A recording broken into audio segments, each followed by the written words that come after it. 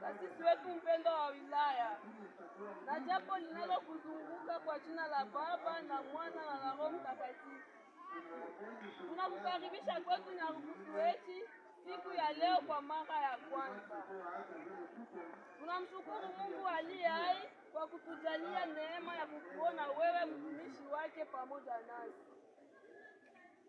Ujio wako sio wa kawaida, bali ni mpango wa Mungu kwa ajili ya kujenga au kuimarisha imani yetu.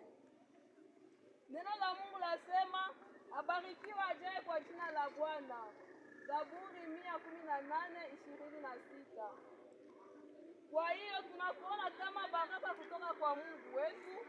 Tunaamini kupitia wewe Bwana atasema nasi, atatufariji na kutuongoza katika njia ya haki. Tunaomba Roho Mtakatifu atawale katika kile utakachotufundisha na kusema, ili sisi sote tupate kujengwa kiroho na kusogea karibu zaidi na Mungu. Karibu sana mtumishi wa Mungu.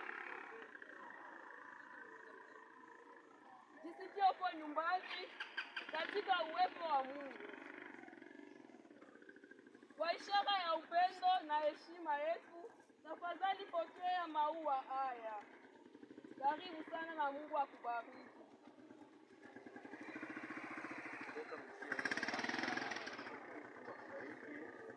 Lakini pia abariki kwaya nzima na kusanyiko mzima kwa ujumla.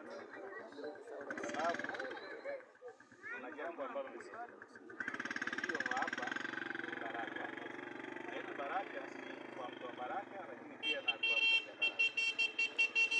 Baraka tutazipokea endapo sisi tutakuwa tayari kupokea. Unakuwa tayari kujipokea, si kwa maneno lakini bali ni kwa ndani. Kuwa tayari kupokea kile ambacho Mungu ameagiza kwa ajili ya kama hiyo ndio